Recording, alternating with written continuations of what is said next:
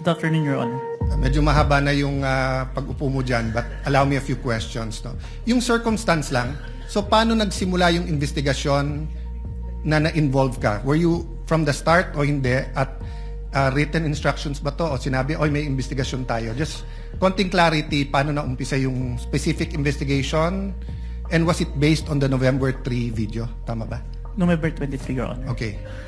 It all started, I received a phone call, sir, from my executive officer that there is a video wherein there is a statement given by the Vice President which is classified as threat, and I was tasked and assigned to investigate the case, sir. Okay. So basically, ganun yung pagkasabi na I'm tasking you to look at the video, investigate. Yes, Your Honor. Were you working alone or with a group? With a group, Your Honor. NBI group? Yes, Your Honor. And was this, is there an interagency also or just purely NBI? I don't have personal knowledge. Maybe our chief, sir, has the Okay. knowledge on that, sir. Yes. No, that's all I asked for naman, yung personal knowledge. Yes, Your Honor. So, pakiulit mo yung sinabing, how exactly sinabi sa'yo na tignan mo yung video, imbestigahan mo, or may statement? So, To be specific, sir, as far as I remember, may statement si Vice President regarding the November 23 press conference na kung saan may pagbabanta na naganap, Okay. pakiimbestigahan. pakiimbestigahan. So, ganun ka-general. Yes May po. pagbabantang naganap, pakiimbestigahan. Yes po. And you proceeded by watching the video. Yes, Your Honor. And when you watched the video, you got to the part na may pagbabanta.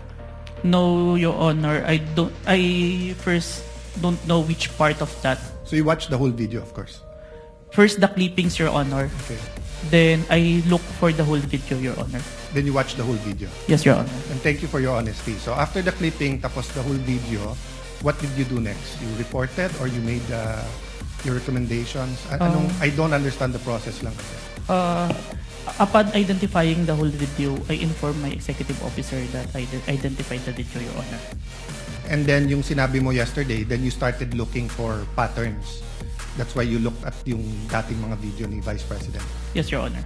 So you started investigating the threat against the President, the First Lady, and the former Speaker of the House. Yes, Your Honor. Did you investigate the threat against the Vice President? We tried, Your Honor. How did you try? It is included in our letter to the Vice President, Your Honor. That's why we were inviting her to proceed to our office to investigate the threats to her life, Your Honor. How about the vlogger who asked her about Oplan or whatever they call that Romanov? Did you invite them? Yes, Your Honor. And did they testify? The Princess Maui did not appear, Your Honor. Did not appear.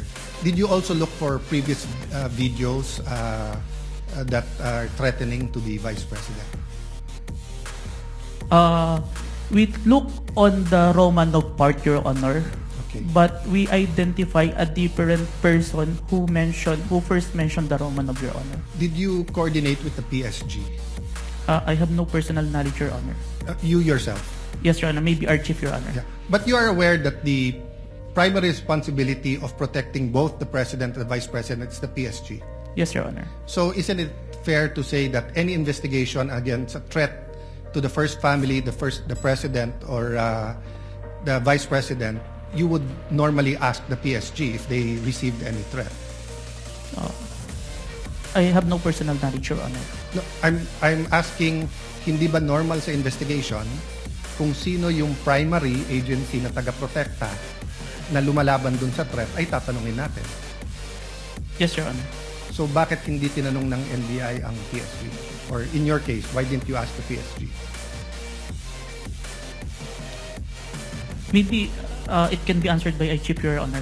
No, I'm not. I will ask your chief also. I'm asking you, when they said, look at this, you looked at other videos, you tried to get Princess Maui, you tried to get the Vice President, but you didn't contact the PSG for the First Lady, for the President, and for all you know, the PSG will tell you right there and there, the threat is real, or the PSG will say, politika lang yan. Diba? Both the Vice President and the President are protected by the PSG. So why wasn't so nakalimutan lang or wala sa procedure nyo or Your Honor, there is already a statement from the National Security Council, Your Honor, that it is an active threat, Your Honor. That's why we start investigation. Yes, and the primary group that will know if it's an active threat is the PSG. So if this was the United States, it will be the Secret Service. So whether the FBI or the CIA, state troopers, the federal marshals, kung sino man mag-iimbestiga, parati nilang tatanungin yung Secret Service. So I'm just curious why we did not ask the PSG input. Kindly wind up, Senator Cayetano. Senator Okay. Cayetano. So, my last question is, how did you characterize the threat of the Vice President to the President? Given that ang exact words niya, huwag kang mag-alala ma'am sa security ko kasi may kinausap na akong tao, sinabi ko sa kanya, kapag pinatay ako. So that would be fair to you and not vague, no? Did that phrase, kapag pinatay ako, have any bearing in your investigation? Yes, Your Honor. And what was that bearing or thoughts in your mind? First of all po, dun sa statement, may nakausap na po. It already took place before pa yung mangyari yung meeting. And nung Excuse me. condition, I'm not talking about yung may kinausap Opo. na para pumatay. Ang sinasabi ko, yung sinabi niya na pag pinatay ako, yes, Your Honor. how did that affect your investigation?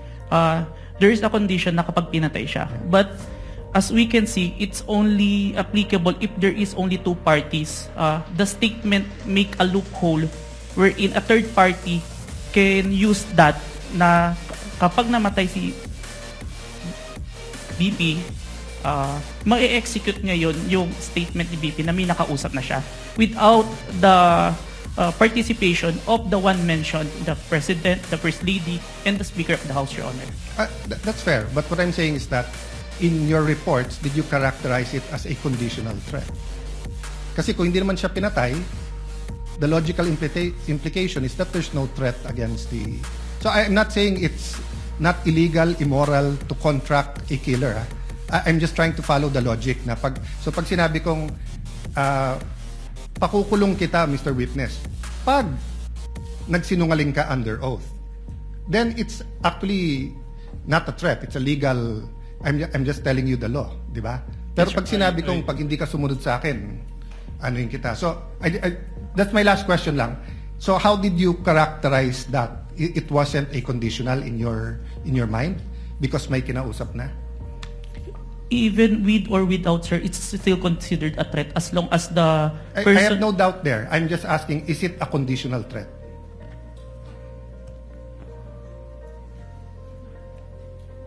Based on our affidavit, sir, I believe it's conditional, which... Based in your affidavit? Affidavit. But your initial assessment, yung personal mo as an investigator, this is an investigation of the whole NBI, but yung personal mo. The threat is absolute, sir. Okay. Thank you, Mr. President.